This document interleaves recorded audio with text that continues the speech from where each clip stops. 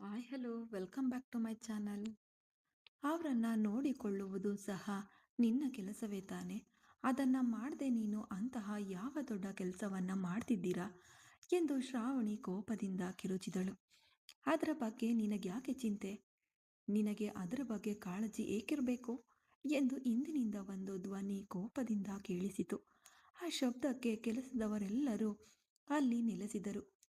ಕಣ್ಣುಗಳು ಕೆಂಪಾಗಿ ರೌದ್ರ ಮೂರ್ತಿಯಂತೆ ನಿಂತಿದ್ದ ಚೈತ್ರನನ್ನ ಕಂಡು ಶ್ರಾವಣಿ ಅವನ ಹತ್ತಿರ ಹೋಗಲು ಸಹ ಹೆದರಿ ಹಾಗೆಯೇ ನಿಂತು ಬಿಟ್ಟಳು. ಮೊದಲ ಬಾರಿಗೆ ತನ್ನ ಅಣ್ಣನನ್ನ ನೇರ ಎದುರಾಗಿ ನೋಡ್ತಿದ್ದಾಳೆ. ಮನಸ್ಸು ತುಂಬ ಸಂತೋಷದಿಂದ ಕುಣಿದಾಡಿತು. ಅವನನ್ನ ಕಂಡು ಈಗಲೇ ಓಡಿ ಹೋಗಿ ಅವನನ್ನ ಅಪ್ಪಿಕೊಂಡು ನಾನೇ ನಿನ್ ತಂಗಿ ಎಂದು ಹೇಳಿ ಬಿಕ್ಕಿ ಬಿಕ್ಕಿ ಅಳಬೇಕು ಎಂದು ಅನ್ನಿಸಿದ ಮನಸ್ಸನ್ನ ಕಷ್ಟಪಟ್ಟು ಹತೋಟಿಯಲ್ಲಿಟ್ಟುಕೊಂಡು ನಿಂತಿದ್ದಳು.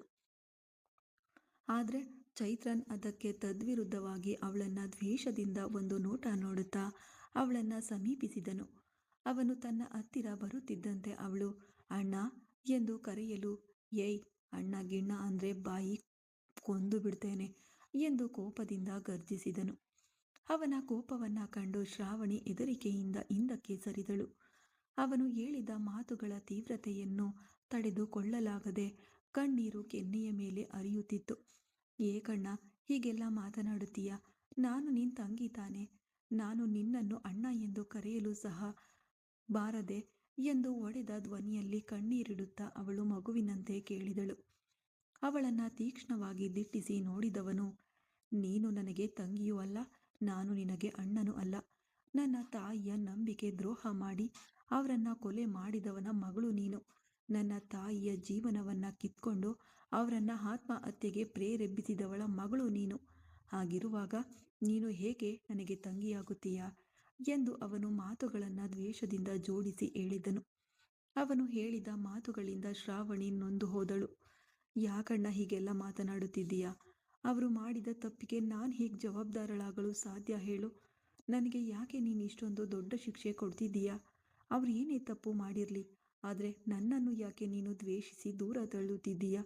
ದೊಡ್ಡವರು ಮಾಡಿದ ತಪ್ಪಿಗೆ ನಾನು ಏನು ಮಾಡಲಿ ಅಣ್ಣ ಎಂದು ಅವಳು ಸುರಿಯುತ್ತಿದ್ದ ಕಣ್ಣೀರನ್ನು ಒರೆಸಿಕೊಳ್ಳುತ್ತಾ ಅವನನ್ನ ನೋಡಿ ಕೇಳಿದಳು. ಅವಳನ್ನು ನೋಡಿ ಒಂದು ನಗು ಬೀರಿದವನು, ಅವರಿಗೆ ನೀನು ಮಗಳಾಗಿ ಹುಟ್ಟಿದ್ದೆ ಕಣೆ ನಿನ್ ತಪ್ಪು. ಹೆಂಗೆ ಹೆಂಗೆ ನಿನ್ನಮ್ಮ ನನ್ನ ಅಪ್ಪನನ್ನ ಮರಳು ಮಾಡಿ ನನ್ನ ಅಮ್ಮನ ಜೀವನವನ್ನ ಕಿತ್ಕೊಳ್ತಾಳೆ? ಅವಳಿಗೆ ಹುಟ್ಟಿದ ನಿನ್ನನ್ನು ನಾನು ನನ್ನ ತಂಗಿ ಎಂದು ಒಪ್ಕೊಂಡು ನಿನ್ನನ್ನು ತಲೆ ಮೇಲೆ ಹೊತ್ಕೊಂಡು ಮೆರೆಸ್ಬೇಕಾ? ಅಸಹ್ಯ ಅನ್ನಿಸುವುದಿಲ್ವಾ ನಿನಗೆ ಹೀಗೆಲ್ಲ ಮಾತನಾಡಲು? ನಿನ್ನೆನ್ನೆಲ್ಲ ಯಾವ ಲಿಸ್ಟ್ಗೆ ಸೇರಿಸೋದೋ ಎಂದೇ ನನಗೆ ತಿಳಿಯುತ್ತಿಲ್ಲ ಎಂದು ಚೈತ್ರನ್ ಕೋಪದಿಂದ ಕಿರುಚಿದನು. ಅವನ ಪ್ರತಿಯೊಂದು ಮಾತಿನಲ್ಲೂ ಮಾರಣಾಂತಿಕ ನೋವನ್ನು ಅನುಭವಿಸುತ್ತಿದ್ದಳು ಶ್ರಾವಣಿ. ತನ್ನ ಅಣ್ಣ ತನ್ನ ಮೇಲೆ ಈ ಮಟ್ಟಕ್ಕೆ ದ್ವೇಷವನ್ನ ಕಾರುತ್ತಾನೆ ಎಂದು ಅವಳು ಅಲ್ಪವೂ ಅಂದುಕೊಂಡಿರಲಿಲ್ಲ. ತನ್ನ ತಾಯಿ ಮತ್ತು ತಂದೆಯ ಮೇಲಷ್ಟೇ ಅವನಿಗೆ ಕೋಪ ಇರುತ್ತದೆ. ತನ್ನನ್ನು ನೇರವಾಗಿ ನೋಡಿದ್ರೆ ಖಂಡಿತವಾಗಿಯೂ ತನ್ನನ್ನು ಅವನು ಒಪ್ಪಿಕೊಳ್ತಾನೆ ಎಂಬ ಉದ್ದೇಶದಿಂದಲೇ ಅವಳು ಇಲ್ಲಿಗೆ ಬಂದಿರ್ತಾಳೆ. ಆದರೆ ಅವನ ಈ ಬಹಿರಂಗ ದ್ವೇಷ ಅವಳನ್ನು ಸಂಪೂರ್ಣವಾಗಿ ಕಂಗೆಡಿಸಿತು. ಮನಸ್ಸೆಲ್ಲ ರಣರಂಗದಂತೆ ನೋವಾಗುತ್ತಿರಲು, ಹಾಗಾದ್ರೆ ನಿನಗೆ ನಿನ್ನ ತಂಗಿಯನ್ನು ಒಪ್ಪಿಕೊಳ್ಳಲು ಸಾಧ್ಯವೇ ಇಲ್ಲವಾ ಅಣ್ಣ? ನಾನು ಅಷ್ಟೊಂದು ದುರಾದೃಷ್ಟವಂತಳ ಎಂದು ಅವಳು ಕಣ್ಣೀರಿನಿಂದ ಕೇಳಿದಳು. ಮೊದಲು ಈ ಅಣ್ಣ ಎಂದು ಹೇಳುವುದನ್ನ ನಿಲ್ಲಿಸು. ನನಗೆ ಅದನ್ನು ಕೇಳುವಾಗ ಉರಿಯುತ್ತದೆ. ಕೇಳುವಾಗಲೇ ರಸ್ತೆಯಲ್ಲಿ ಹೋಗುವ ಹುಡುಗಿಯರನ್ನೋ ಅಥವಾ ತಂದೆ ತಾಯಿ ಇಲ್ಲದ ಹುಡುಗಿಯರನ್ನೋ ಸಹ ನನ್ನನ್ನು ಅಣ್ಣ ಎಂದು ಕರೆಯಲು ನಾನು ಒಪ್ಪಿಕೊಳ್ಳುತ್ತೇನೆ. ಆದರೆ ನಿನ್ನನ್ನು ಎಂದು ಅರ್ಧದಲ್ಲೇ ನಿಲ್ಲಿಸಿದವನು, ಇಲ್ಲ ಎನ್ನುವ ರೀತಿಯಲ್ಲಿ ಅವಳ ಮುಖದ ಮುಂದೆ ಕೈಯಾಡಿಸಿದನು. ಶ್ರಾವಣಿ ದಿಗ್ಭ್ರಮೆಗೊಂಡು ಅವನನ್ನೇ ರೆಪ್ಪೆ ಬಡಿಯದೆ ನೋಡುತ್ತಿದ್ದಳು. ನೀನು ಯಾವುದಕ್ಕಾಗಿ ಇಲ್ಲಿಗೆ ಬಂದಿದ್ದೀಯಾ ಎಂದು ನನಗೆ ಚೆನ್ನಾಗಿ ಅರ್ಥವಾಗುತ್ತದೆ ಕಣೆ. ಆದರೆ ನೀನು ಅಂದುಕೊಂಡಿರುವುದು ನಡೆಯುವುದಿಲ್ಲ. ಈ ಆಸ್ತಿಯನ್ನು ಪಡೆಯುವುದಕ್ಕಾಗಿ ನೀನು ಮತ್ತು ನಿನ್ನ ಅಮ್ಮ ಏನು ಬೇಕಾದರೂ ಮಾಡುತ್ತೀರಾ ಅಂತ ನನಗೆ ಗೊತ್ತು. ಆದರೆ ಇದೆಲ್ಲವೂ ನನ್ನ ಆಸ್ತಿ. ನನ್ನಿಂದ ಒಂದು ಪೈಸೆ ಕೂಡ ನಿಮಗೇನು ಸಿಗೋದಿಲ್ಲ. ನಿಮ್ಮ ಅಪ್ಪನೇ ಬಂದರೂ ಅವನಿಂದ ನನ್ನನ್ನು ಏನು ಮಾಡಲು ಸಾಧ್ಯವಿಲ್ಲ ಕಣೆ. ಅದಕ್ಕೆ ಈಗಲೇ ಮರ್ಯಾದೆಯಿಂದ ಹೊರಟೋಗು. ಅದನ್ನು ಬಿಟ್ಟು ಅಣ್ಣ ಗಿಣ್ಣ ಅಂತ ಈ ಕರಗಿ ನೀರಾಗುವ ಕೆಲಸವೆಲ್ಲ ನನ್ನ ಹತ್ರ ಬೇಡ ಎಂದು ಕೋಪದಿಂದ ಗರ್ಜಿಸಿದನು. ಹಾಗೆ ತನ್ನ ಕೋಣೆಗೆ ವೇಗವಾಗಿ ಒಳಗೆ ಹೊರಟು ಹೋದನು. ಮೆಟ್ಟಿಲುಗಳ ಮೇಲೆಯೇ ಕುಸಿದು ಬಿಟ್ಟು ಬಿಟ್ಟಳು ಶ್ರಾವಣಿ. ಅವಳ ಸ್ಥಿತಿಯನ್ನು ಕಂಡು ಕೆಲಸದವರಿಗೂ ಸಹ ಮನಸ್ಸು ಮರಗಿತು. ಆದರೆ ಅವಳಿಗೆ ಸಮಾಧಾನ ಕೂಡ ಹೇಳಲಾಗದ ಸ್ಥಿತಿಯಲ್ಲಿ ಎಲ್ಲರೂ ಅಲ್ಲಿಂದ ಸರಿದು ಹೋದರು. ಹಾಗೆಯೇ ಮೆಟ್ಟಿಲುಗಳ ಮೇಲೆ ಕುಳಿತಿದ್ದವಳಿಗೆ ಅವನು ಹೇಳಿದ ಪ್ರತಿಯೊಂದು ಮಾತುಗಳು ಮನಸ್ಸಿನಲ್ಲಿ ಸುಂಟರ ಗಾಳಿಯಂತೆ ಅಪ್ಪಳಿಸುತ್ತಿದ್ದವು. ಕಣ್ಣುಗಳಿಂದ ಕಣ್ಣೀರು ಸುರಿಯುತ್ತಲೇ ಇತ್ತು. ಖಂಡಿತ ನೀನು ನನ್ನನ್ನು ಒಪ್ಕೊಳ್ತೀಯ, ಆ ನಂಬಿಕೆ ನನಗಿದೆ. ನಾನು ನಿನ್ನ ತಂಗಿ, ನೀನು ನನ್ನ ಅಣ್ಣ. ಇದು ಎಂದಿಗೂ ಬದಲಾಗುವುದೇ ಇಲ್ಲ ಎಂದು ತನ್ನ ಮನಸ್ಸಿನಲ್ಲೇ ದೃಢವಾಗಿ ಸಂಕಲ್ಪ ಮಾಡಿದವಳು ತನ್ನ ಕಣ್ಣೀರನ್ನು ಒರೆಸಿಕೊಂಡು ವೇಗವಾಗಿ ತನ್ನ ಕೋಣೆಯೊಳಗೆ ಹೋಗಿಬಿಟ್ಟಳು. ಈ ಕಡೆ ರುದ್ರೇಶನು ತಾನು ಹಾಕಿದ ಯೋಜನೆ ವಿಫಲವಾದ ಸಿಟ್ಟಿನಲ್ಲಿ ಕೋಪದಿಂದ ಅಲಿಯುತ್ತಿದ್ದನು. ಹೇಗಾದರೂ ಮಾಡಿ ರಾವಣನ ಮೇಲೆ ಸೇಡು ತೀರಿಸಿಕೊಳ್ಬೇಕೆಂದು ಯಾಮಿನಿಯು ಅವನಿಗೆ ಮತ್ತಷ್ಟು ಪ್ರಚೋದನೆ ನೀಡಿ ಅವನ ಕೋಪವನ್ನು ಹೆಚ್ಚಿಸುತ್ತಿದ್ದಳು. ಅವನ ಮನಸ್ಸಿನಲ್ಲಿ ಸೇಡಿನ ಜ್ವಾಲೆ ಲೆಕ್ಕವಿಲ್ಲದಷ್ಟು ಏರತೊಡಗಿತು. ಅದರಲ್ಲೂ ವೃಷಿಕಾಳ ನಡವಳಿಕೆಗಳು ಅವನಿಗೆ ಮತ್ತಷ್ಟು ಕೋಪ ತರಿಸಲು ಹೇಗಾದರೂ ಮಾಡಿ ಅವಳ ಸೊಕ್ಕನ್ನು ಅಡಗಿಸಬೇಕು ಎಂದು ಯೋಚಿಸುತ್ತಿದ್ದನು. ಅದಕ್ಕಾಗಿ ಯೋಚನೆಯನ್ನು ಸಹ ಕಾರ್ಯತಗೊಳಿಸಲು ತೊಡಗಿದನು. ರಾವಣನು ತನ್ನ ಕೋಣೆಯಲ್ಲಿ ಸಿದ್ಧವಾಗುತ್ತಿದ್ದಾಗ ಅವನ ಹೆಂಡತಿ ಬಂದು ಕನ್ನಡಿಗೂ ಅವನಿಗೂ ನಡುವೆ ಇದ್ದ ಜಾಗದಲ್ಲಿ ನಿಂತುಕೊಂಡವಳು ಅವನ ಶರ್ಟ್ನ ಗುಂಡಿಗಳನ್ನು ಹಾಕಲು ತೊಡಗಿದಳು. ಅವಳ ಕೈಗಳನ್ನು ತಳ್ಳಿಬಿಟ್ಟನು. ಮೇಲೆ ಕೈ ಇಡಬೇಡ ಕಣೆ, ಇಟ್ಕೊಂಡ್ರೆ ಕೈಯನ್ನು ಮುರಿದು ಬಿಡ್ತೇನೆ, ದೂರ ಹೋಗೆ ಎಂದನು ಗರ್ಜಿಸುತ್ತಾ. ಆದರೆ ಅವನ ಕೋಪವನ್ನು ಅಲಕ್ಷಿಸಿದವಳು, ಇದಕ್ಕೆಲ್ಲ ನನಗೆ ಪೂರ್ಣ ಹಕ್ಕು ಇದೆ. ಸುಮ್ಮನೆ ನನ್ನಿಂದ ಅದನ್ನೇ ಹೇಳಿಸ್ಬೇಡ ರಾವಣ. ನಾನು ನಿನ್ನ ಹೆಂಡತಿ, ನೀನೇ ಅಲ್ಲ. ಯಾರೇ ಹೇಳಿದ್ರೂ ಇದು ಬದಲಾಗೋದಿಲ್ಲ. ಇದೆಲ್ಲ ನನ್ನ ಹಕ್ಕು ಎಂದಳು. ಅವನ ಶರ್ಟ್ ಬಟನ್ ಹಾಕಿ ಅವನಿಗೆ ಕೋಟನ್ನು ತೊಡಿಸಲು ಹೋದಳು. ಅವಳು ಸಹ ಮುಖ ಸಿಂಡರಿಸಿಕೊಂಡೇ ಅವಳಿಗೆ ಸಹಕರಿಸಿದನು. ನಂತರ ಕೋಣೆಯ ಮೂಲೆಯಲ್ಲಿದ್ದ ಒಂದು ಸಣ್ಣ ಸ್ಟೂಲ್ ತೆಗೆದುಕೊಂಡು ಅವನ ಮುಂದೆ ಬಂದು ನಿಂತಳು. ಅದನ್ನು ಕೆಳಗೆ ಹಾಕಿ ಅದರ ಮೇಲೆ ಏರಿ ನಿಂತಳು. ರಾವಣನು ಅರ್ಥವಾಗದೆ ಅವಳನ್ನು ನೋಡುತ್ತಿದ್ದನು. ಆಗಲೂ ಅವಳು ಅವನ ಹೆಗಲ ಎತ್ತರಷ್ಟಕ್ಕೆ ಇದ್ದಳು. ಇದು ತಾಳೆ ಮರದಲ್ಲಿ ಅರ್ಧದಷ್ಟು ಬೆಳೆದಿದ್ರೆ ನಾನು ಏನು ಮಾಡಲು ಸಾಧ್ಯ? ಮೊದಲು ಸ್ವಲ್ಪ ಕೆಳಗೆ ಬಾಗು ರಾವಣ ಎಂದಳು ಸೊಂಟದ ಮೇಲೆ ಕೈ ಇಟ್ಕೊಂಡು. ಅವಳು ಹೇಳಿದ್ದನ್ನು ಕೇಳಿ ಅವಳನ್ನ ಕಣ್ಣುಗಳನ್ನು ಉರುಳಿಸಿ ನೋಡಿದವನು, ಹಾಗಲ್ಲ ಅಂದರೆ ಏನೇ ಮಾಡ್ತೀಯಾ ಎಂದನು ತಿಮಿರಾಗಿ. ಅದಕ್ಕೆ ಮತ್ತಷ್ಟು ಮೂಗನ್ನು ಚುರುಕಾಗಿಸಿ ಅವನನ್ನು ದಿಟ್ಟಿಸಿದವಳು ಅವನ ಶರ್ಟ್ ಕಾಲರ್ ಹಿಡಿದು ಕೆಳಗೆ ಎಳೆದಳು. ಅವನು ಸಹ ಅವಳು ಎಳೆದ ಎಳೆತಕ್ಕೆ ಬಂದನು. ಅವನು ಬಾಗಿದ ತಕ್ಷಣ ತನ್ನ ಸೊಂಟದಲ್ಲಿ ಸಿಕ್ಕಿಸಿಕೊಂಡಿದ್ದ ಬಾಚಣಿಗೆಯನ್ನು ತೆಗೆದು ಅವನ ತಲೆಯನ್ನು ಬಾಚಲು ತೊಡಗಿದಳು ವೃಷಿಕ. ಅವನು ಅವಳ ಕೆಲಸಗಳನ್ನೆಲ್ಲ ಕಣ್ಣು ಮಿಟುಕಿಸದೆ ನೋಡುತ್ತಿದ್ದನು. ಅವಳ ಈ ಕೆಲಸಗಳೆಲ್ಲವೂ ಅವನಿಗೆ ಹೊಸ ರೀತಿಯ ಅನುಭವವನ್ನೇ ನೀಡಿತು. ಇದುವರೆಗೆ ಅವನನ್ನು ಕೇರ್ ಮಾಡಲು ಯಾರೂ ಇಲ್ಲ ಎಂಬ ಆಲೋಚನೆಯ ಅವನ ಮನಸ್ಸೆಲ್ಲ ಆವರಿಸಿತ್ತು. ಇಂದು ವೃಷಿಕ ಅವನಿಗೆ ಮಾಡುವ ಈ ಉಪಚಾರಗಳು ಅವನ ಕಣ್ಣುಗಳಲ್ಲಿ ಹೊಸದಾಗಿ ಕಂಡಿತು. ತಲೆ ಬಾಚುತ್ತಿದ್ದವಳು, ನಿಮ್ಮ ಕೂದಲು ಸಹ ನಿಮ್ಮಂತೆಯೇ, ಸ್ವಲ್ಪವೂ ಹೇಳಿದ ಮಾತು ಕೇಳುವುದಿಲ್ಲ. ಇಷ್ಟೊಂದು ದೊಡ್ಡದಾಗಿ ಕೂದಲು ಇಟ್ಕೊಂಡು ಏನು ಮಾಡ್ತೀರಾ? ಅಂದವಾಗಿ ಕಟ್ ಮಾಡಿಸಬಹುದಲ್ಲವೇ ಎಂದು ಅವಳು ಹೇಳುತ್ತಾ ಅವನ ತಲೆಯನ್ನು ಬಾಚುತ್ತಿದ್ದಳು. ಅವಳು ಹೇಳಿದ್ದನ್ನು ಕೇಳಿ ಅವನಿಗೆ ನಗು ಬಂದರೂ ಅದನ್ನು ಹೊರ ಹಾಕದೆ, ನಾನು ಮಾತು ಕೇಳದವನು ಎಂದು ತಿಳಿಯುತ್ತದಲ್ಲವೇ, ಆಮೇಲೆ ಯಾಕೆ ಈ ಕಾಳಜಿ ಇರುವಂತೆ ಆ್ಯಕ್ಟಿಂಗ್ ಎಲ್ಲ? ಇದೆಲ್ಲ ವೇಸ್ಟ್. ನೀನು ಏನು ಮಾಡಿದ್ರೂ ನಾನು ನಿನಗೆ ಮಣಿಯೋದಿಲ್ಲ ಎಂದು ಅವನು ಅವಳನ್ನು ರೇಗಿಸುವ ರೀತಿಯಲ್ಲಿ ಹೇಳಿದನು. ಅವಳ ಕೈಯಲ್ಲಿದ್ದ ಅವನ ಗಡ್ಡದ ಕೂದಲನ್ನು ಹಿಡಿದು, ನೀವು ಹೇಳುವಂತೆ ನಾನು ಆ್ಯಕ್ಟ್ ಮಾಡುತ್ತಿದ್ದೇನೆಂದೇ ಇರಲಿ, ಆದರೆ ನೀವು ತುಂಬ ಧೈರ್ಯವಂತರಲ್ಲವೇ? ಆಮೇಲೆ ನಾನು ಕೊಡುವ ಈ ಟಾರ್ಚರ್ ಎಲ್ಲ ತಡೆದುಕೊಂಡು ನೀವು ನನ್ನನ್ನು ದ್ವೇಷಿಸುತ್ತಲೇ ಇರಿ, ಆಗ ಒಪ್ಪಿಕೊಳ್ಳುತ್ತೇನೆ ನಿಮಗೆ ನನ್ನನ್ನು ಇಷ್ಟವಿಲ್ಲ ಎಂದು ಅವಳು ಒಂದೇ ಹುಬ್ಬನ್ನು ಮೇಲಕ್ಕೇರಿಸಿ ಹೇಳಿದಳು. ತನ್ನ ಗಡ್ಡವನ್ನು ಹಿಡಿದಿದ್ದ ಅವಳ ಕೈಯನ್ನು ತಳ್ಳಿಬಿಟ್ಟವನು, ನೋಡೋಣವೇ ನೀನಾ ಇಲ್ಲ ಈ ರಾವಣನ ಎಂದು. ಈ ರಾವಣನಿಗೆ ಗೆದ್ದು ಮಾತ್ರವೇ ಅಭ್ಯಾಸ, ಸೋತು ಅಭ್ಯಾಸವಿಲ್ಲ ಕಣೆ. ನನಗೆ ಈ ಚಾಲೆಂಜ್ ಎಲ್ಲ ತುಂಬ ಇಷ್ಟ. ಇದು ಸಹ ಚೆನ್ನಾಗಿಯೇ ಇದೆ. ಖಂಡಿತವಾಗಿ ಗೆಲ್ಲುವುದು ನಾನೇ, ಅದು ನನಗೆ ಚೆನ್ನಾಗಿಯೇ ಗೊತ್ತು. ಸೋತು ಹೋಗಿ ಕಷ್ಟಪಡುವುದಕ್ಕೆ ಈಗಲೇ ಮನಸ್ಸನ್ನು ಸಿದ್ಧ ಮಾಡ್ಕೊ ಎಂದು ತಿಮಿರಾಗಿ ಹೇಳಿದವನು ಆ ಕೋಣೆಯನ್ನು ಬಿಟ್ಟು ಹೊರ ನಡೆದನು. ಅವನು ಹೋಗುವುದನ್ನೇ ತಿರುಗಿ ನೋಡಿದವಳು ಒಂದು ದೀರ್ಘ ನಿಟ್ಟುಸಿರು ಬಿಟ್ಟು, ಅಯ್ಯೋ, ಈ ರಾಕ್ಷಸನನ್ನು ಯಾರಿಂದಲೂ ನಿಭಾಯಿಸಲು ಸಾಧ್ಯವಿಲ್ಲ ಅನಿಸುತ್ತೆ. ನನಗೆ ಹೀಗೆ ನೀರು ಕುಡಿಸುತ್ತಿದ್ದಾನಲ್ಲವೇ, ಇವನ ಹತ್ತಿರ ಬಂದು ಈಗ ಕಸ ಗುಡಿಸುವ ಕಷ್ಟಪಡುವ ಬದಲು ಸ್ಥಿತಿ ಬಂದು ಬಿಟ್ಟಿದ್ದಲ್ಲ ನನಗೆ ಎಂದು ತನಗೆ ತಾನೇ ಪರಿತಪಿಸುತ್ತಿದ್ದ. ತಲೆ ಚೆಚ್ಚಿಕೊಳ್ಳುತ್ತಾ ಹೊರಗೆ ಹೋದಳು. ರಾವಣನು ವೇಗವಾಗಿ ಮೆಟ್ಟಿಲುಗಳನ್ನು ಇಳಿದು ಬಾಗಿಲಿನ ಕಡೆಗೆ ಹೋಗುತ್ತಿದ್ದನು. ಏನ್ರಿ, ಎಲ್ಲಿಗೆ ಹೋಗ್ತಿದ್ದೀರಾ ಎಂದು ಕಿರುಚುತ್ತಾ ಕೆಳಗೆ ಅವನ ಹಿಂದೆ ಮೃಷಿಕಾ ಬಂದಳು. ಅದರಿಂದ ಕಿರಿಕಿರಿಗೊಂಡವಳು ಅವನ ಕಡೆ ತಿರುಗಿ ಏನೇ ಎಂದನು ಹಲ್ಲು ಕಡಿಯುತ್ತ. ಅವನು ತಕ್ಷಣವೇ ನಿಲ್ಲುತ್ತಾನೆ ಎಂದು ಅಂದುಕೊಂಡಿರದವಳು ಅವನ ಎದೆಗೆ ಹೋಗಿ ಡಿಕ್ಕಿ ಹೊಡೆದು ಕೆಳಗೆ ಬೀಳಲು ಹೋದಳು. ಅವನು ಏಯ್ ಎಂದು ಕಿರುಚಲು ಅವಳು ಕೆಳಗೆ ಬೀಳುವ ಮುನ್ನ ಅವಳ ಸೊಂಟವನ್ನು ಹಿಡಿದು ತಡೆದಿದ್ದನು. ಅವಳು ಹೆದರಿಕೆಯಿಂದ ಕಣ್ಣುಗಳನ್ನು ಬಿಗಿಯಾಗಿ ಮುಚ್ಚಿಕೊಂಡಳು.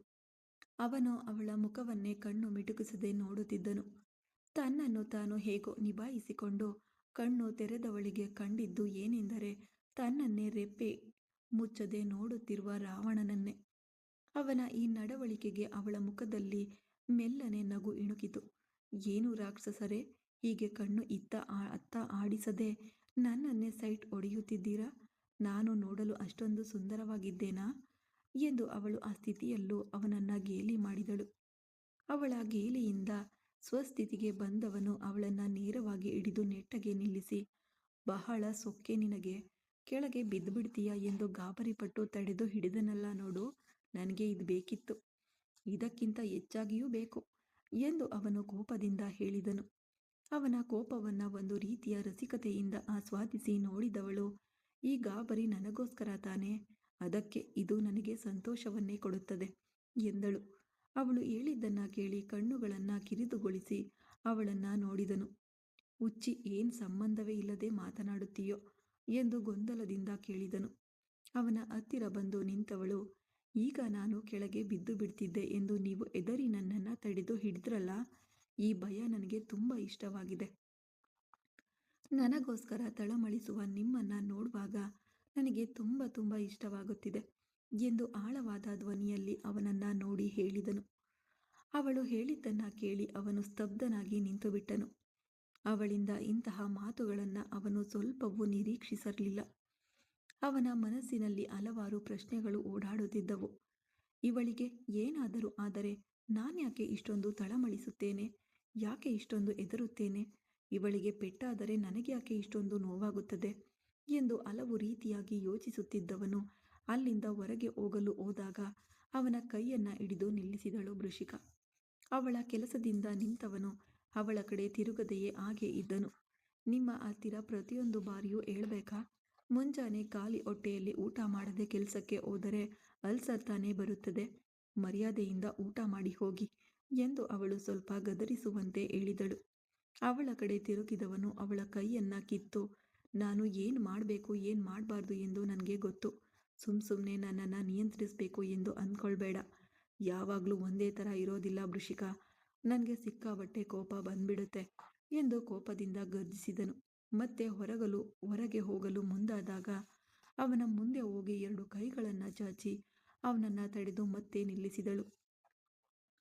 ಇದು ನಾನು ನಿಮ್ಮನ್ನು ನಿಯಂತ್ರಿಸುವುದಕ್ಕಾಗಿ ಹೇಳುತ್ತಿಲ್ಲ. ನನ್ನ ಯಾವುದೇ ಕೆಲಸಗಳು ನಿಮ್ಮನ್ನು ನಿಯಂತ್ರಿಸುವಂತೆ ಇರುವುದಿಲ್ಲ. ನಿಮ್ಮ ಮೇಲಿರುವ ಕಾಳಜಿಯಿಂದ ಮಾತ್ರ ನಾನು ಇದನ್ನು ಹೇಳಿದೆ. ಎಲ್ಲವನ್ನ ನೀವು ತಪ್ಪಾಗಿ ಅರ್ಥ ಮಾಡಿಕೊಳ್ಳುತ್ತಿದ್ದೀರಾ ಎಂದು ಅವಳು ಹುಬ್ಬು ಮೇಲಕ್ಕೇರಿಸಿ ಅವನನ್ನು ನೋಡಿ ಕೇಳಿದಳು. ಅವಳನ್ನು ತಿರಸ್ಕಾರದಿಂದ ನೋಡಿದವನು, ನೀನು ಏನೇ ಮಾಡಿದ್ರೂ ಅದು ನನಗೆ ತಪ್ಪಾಗಿಯೇ ಕಾಣುತ್ತದೆ. ಯಾಕಂದರೆ ನನಗೆ ನಿನ್ನನ್ನು ಇಷ್ಟ ಇಲ್ಲ ನೋಡು. ನನ್ನ ಜೀವನದಲ್ಲಿ ನನಗೆ ಇಷ್ಟವಿಲ್ಲದವರು ಎಂದು ಇರುವವರ ಲಿಸ್ಟ್ನಲ್ಲಿ ನೀನೇ ಮೊದಲ ಸ್ಥಾನದಲ್ಲಿದ್ದೀಯ ಎಂದು ಅವನು ತಿಮಿರಾಗಿ ಹೇಳಿದನು. ತನ್ನ ತಲೆಗೆ ಚೆಚ್ಚಿಕೊಂಡವಳು, ಏನು ಹೇಳಿದರೂ ಏನನ್ನಾದರೂ ತಕ್ಷಣವೇ ಎದುರು ಮಾತನಾಡಿ ಬಿಡಬೇಕು ಇವನು.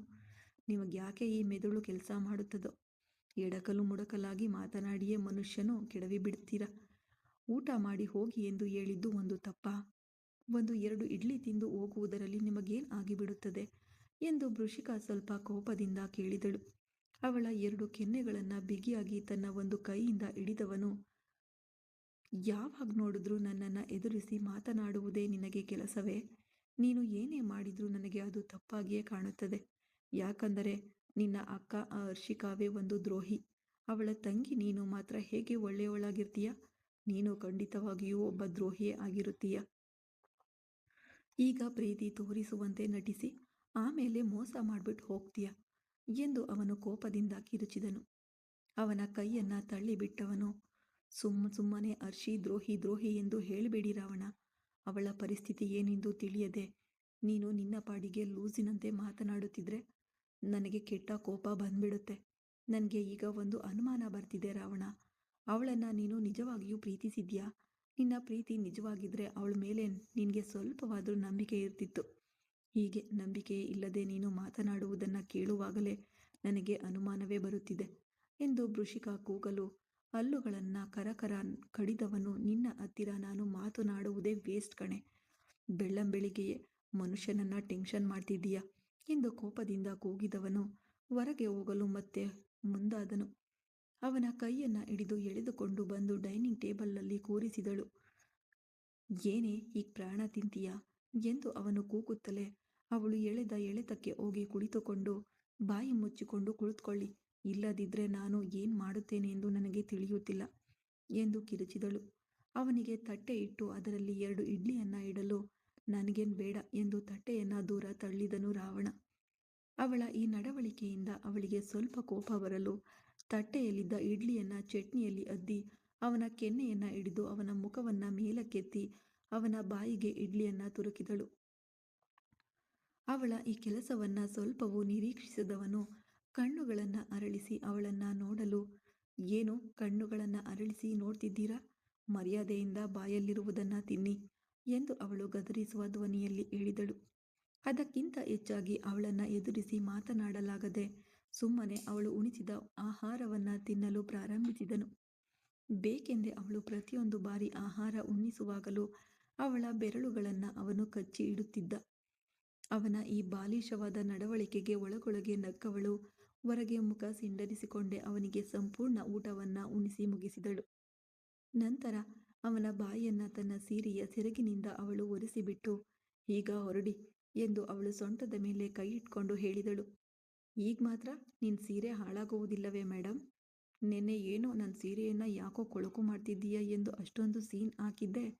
ಇವತ್ತು ಅದೇ ತರಹ ಇರುವ ಕಾಸ್ಟ್ಲಿ ಸೀರೆಯಿಂದ ನನ್ನ ಬಾಯನ್ನೆಲ್ಲ ಒರೆಸ್ತಿದ್ದೀಯಾ ಎಂದು ಅವನು ನಗಲಾಗಿ ಕೇಳಲು, ನನ್ನ ಗಂಡನಿಗೆ ತಾನೇ ಮಾಡ್ತಿದ್ದೇನೆ, ಅದರಿಂದರೇನೂ ನನ್ನ ಸೀರೆ ಕೊಳಕಾಗುವುದಿಲ್ಲ, ಹೊರಡಿ ಎಂದಳು ನಕ್ಕಲಾಗಿ. ಅವಳನ್ನು ದಿಟ್ಟಿಸಿ ನೋಡುತ್ತಲೇ ಇದ್ದವನು ಅವಳ ಕೆನ್ನೆಯನ್ನ ನರುಕ್ಕನೆ ಚಿವುಟಿ ಹೊರಗೆ ಹೊರಟು ಹೋದನು. ರಾಕ್ಷಸನೇ, ಯಾಕೋ ಹೀಗೆ ಚಿವುಟಿದೆ? ಅಯ್ಯೋ, ನನ್ನ ಕೆನ್ನೆ ಉರಿಯುತ್ತಿದೆಯಲ್ಲ ಎಂದು ನೋವಿನಿಂದ ಕಿರುಚಿದಳು ವೃಷಿಕ. ಅವಳು ಕಿರುಚುವುದನ್ನೆಲ್ಲ ನಗುತ್ತಲೇ ಕೇಳುತ್ತಾ ಹೊರಗೆ ಹೊರಟು ಹೋದನು ರಾವಣ. ಚೈತ್ರನ್ ತನ್ನ ಕೋಣೆಯಲ್ಲಿ ನೆಮ್ಮದಿಯಾಗಿ ನಿದ್ದೆಯಲ್ಲಿದ್ದಾಗ ಅವನ ಕೋಣೆಯ ಬಾಗಿಲನ್ನು ಯಾರೋ ತಟ್ಟುವ ಶಬ್ದ ಕೇಳಿ ನಿದ್ದೆಯಿಂದ ಕಣ್ಣು ಬಿಟ್ಟನು. ಯಾರಪ್ಪ ಅದು ಬೆಳಂಬೆಳಿಗ್ಗೆನೆ ಪ್ರಾಣ ತಿನ್ನುತ್ತಿರುವುದು ಎಂದು ಅವನು ಗುಣಗುತ್ತಲೇ ಬಾಗಿಲು ತೆಗೆದ. ಅಲ್ಲಿ ಕೈಯಲ್ಲಿ ಕಾಫಿ ಕಪ್ ಹಿಡಿದು ಮುಗುಳ್ನಗೆಯ ಮುಖದಿಂದ ನಿಂತಿದ್ದಳು ಶ್ರಾವಣಿ. ಅವಳ ಮುಖವನ್ನು ಕಂಡು ಕೋಪದಲ್ಲಿ ಹಲ್ಲು ಕಡಿದವನು ಬಾಗಿಲನ್ನು ಮತ್ತೆ ಮುಚ್ಚಲು ಹೋದನು. ಅದನ್ನು ತನ್ನ ಒಂದು ಕೈಯಿಂದ ತಳ್ಳಿಬಿಟ್ಟವಳು, ನಾನು ಕಾಫಿ ಕೊಡಲು ತಾನೇ ಬಂದೆ, ಅದಕ್ಯಾಕೆ ಮುಖವನ್ನು ಹೀಗೆ ಉಬ್ಬಿಸಿಕೊಳ್ತೀಯಾ? ಈ ಕಾಫಿ ಎಂದು ಅವನ ಮುಖದ ನೇರಕ್ಕೆ ಚಾಚಿದಳು ಶ್ರಾವಣಿ. ಏನು ಡ್ರಾಮಾ ಮಾಡಲು ಶುರು ಮಾಡಿಬಿಟ್ಟೆಯಾ? ಈಗಲೇ ನಿನ್ನ ಡ್ರಾಮಕ್ಕೆ ಮರುಳಾಗುವವನು ನಾನಲ್ಲ. ಮೊದಲು ಇಲ್ಲಿಂದ ತೊಲಗು. ಬೆಳ್ಳಂಬೆಳಿಗ್ಗೆ ನಿನ್ನ ಮುಖ ತೋರಿಸ್ಬೇಕಾ? ಇವತ್ತಿನ ದಿನ ಹಾಳಾಯಿತು ಎಂದು ಅವನು ಕೋಪದಿಂದ ಕಿರುಚುತ್ತಿದ್ದನು. ಅವಳು ಅವನು ಹೇಳಿದ್ದನ್ನೆಲ್ಲ ಲೆಕ್ಕಿಸದೆ ಮುಗುಳ್ನಗೆಯ ಮುಖದಿಂದ ಹಾಗೆಯೇ ಅವನ ಮುಂದೆ ಕಾಫಿ ಕಪ್ ಚಾಚಿದಂತೆಯೇ ನಿಂತಿದ್ದಳು. ಅದರಿಂದ ಅವನಿಗೆ ಮತ್ತಷ್ಟು ಕೋಪ ಬಂದು ಅವಳ ಕೈಯಲ್ಲಿದ್ದ ಕಾಫಿಯನ್ನು ಕಿತ್ತು ದೂರ ಎಸೆದನು. ಅವನ ಈ ಕೆಲಸವನ್ನು ಸ್ವಲ್ಪವೂ ನಿರೀಕ್ಷಿಸದವಳು ಆಘಾತಗೊಂಡು ಹಾಗೆಯೇ ನಿಂತು ಬಿಡಲು, ನನಗೆ ನಿನ್ನ ಮುಖ ನೋಡುವುದೇ ಇಷ್ಟವಿಲ್ಲ ಎಂದು ಹೇಳುತ್ತಿದ್ದೇನೆ ತಾನೆ, ಸುಮ್ಮನೆ ಯಾಕೆ ಹೀಗೆ ಬಂದು ಮುಂದೆ ನಿಲ್ತೀಯ? ಛೀ, ಹೋಗು ಎಂದವನು ಮತ್ತೆ ಕೋಣೆಯೊಳಗೆ ಹೋಗಿ ಬಾಗಿಲನ್ನು ಮುಚ್ಚಿಕೊಂಡನು. ಮುಚ್ಚಿದ ಬಾಗಿಲನ್ನೇ ದಿಟ್ಟಿಸುತ್ತಾ ಎಷ್ಟು ಸಮಯ ನಿಂತಿದ್ದಳೋ ತಿಳಿಯಲಿಲ್ಲ. ಕಣ್ಣಿನಲ್ಲಿ ಚಿಮ್ಮಿದ ಕಣ್ಣೀರನ್ನು ಒರೆಸಿಕೊಂಡು ದಣಿದ ನಡಿಗೆಯಿಂದ ಅಲ್ಲಿಂದ ಹೊರಟು ಹೋದಳು. ಇತ್ತ ಕೋಣೆಯೊಳಗಿದ್ದ ಚೈತ್ರನಿಗೂ ತನ್ನ ತಾಯಿಯ ನೆನಪುಗಳು ಅವನನ್ನು ಆವರಿಸಿದ್ದವು. ಸಣ್ಣ ವಯಸ್ಸಿನಲ್ಲಿ ತಾನು ಯಾವಾಗ ಕಣ್ಣು ಬಿಡುತ್ತೇನೆ ಎಂದು ಕಾಯುತ್ತಿದ್ದು, ತನಗೆ ಬೆಳಿಗ್ಗೆ ಕಾಫಿ ಕೊಡುತ್ತಿದ್ದಿದ್ದು ಅವನಿಗೆ ನೆನಪಿಗೆ ಬಂತು. ಕಾರಣವೇ ತಿಳಿಯದೆ ಶ್ರಾವಣಿಯ ಮೇಲೆ ಒಂದು ಕ್ಷಣ ಅವನಿಗೆ ಪ್ರೀತಿ ಚಿಗುರಿತು. ಮರುಕ್ಷಣವೇ ಅದನ್ನು ಬೇರು ಸಹಿತ ಕಿತ್ತು ಎಸೆದವನು, ಛೆ, ನನಗ್ಯಾಕೆ ಹೀಗೆ ಅನ್ನಿಸುತ್ತಿದೆ? ಆ ದ್ರೋಹಿಯ ಮಗಳನ್ನು ನಾನು ಹೇಗೆ ನನ್ನ ತಂಗಿ ಎಂದು ಅಂದುಕೊಳ್ಳಲು ಸಾಧ್ಯ? ಇವಳು ಒಳ್ಳೆಯವಳಲ್ಲ. ಒಳ್ಳೆಯವಳಂತೆ ನಟಿಸಿ ನನಗೆ ಮೋಸ ಮಾಡಲು ನೋಡ್ತಿದ್ದಾಳೆ. ನಾನು ಮೋಸ ಹೋಗುವುದಿಲ್ಲ, ಮೋಸ ಹೋಗುವುದೇ ಇಲ್ಲ ಎಂದು ತನ್ನೊಳಗೆ ದೃಢ ಸಂಕಲ್ಪ ಮಾಡಿದವನು ಕಚೇರಿಗೆ ಹೋಗಲು ಸಿದ್ಧವಾಗತೊಡಗಿದನು. ಮುಂದುವರಿಯುವುದು ಮುಂದಿನ ಭಾಗದಲ್ಲಿ. ಯಾರೆಲ್ಲ ಸಬ್ಸ್ಕ್ರೈಬ್ನ ಮಾಡ್ಕೊಂಡಿಲ್ಲ ದಯವಿಟ್ಟು ಹೋಗಿ ಸಬ್ಸ್ಕ್ರೈಬ್ ಆಗಿ. Thank you.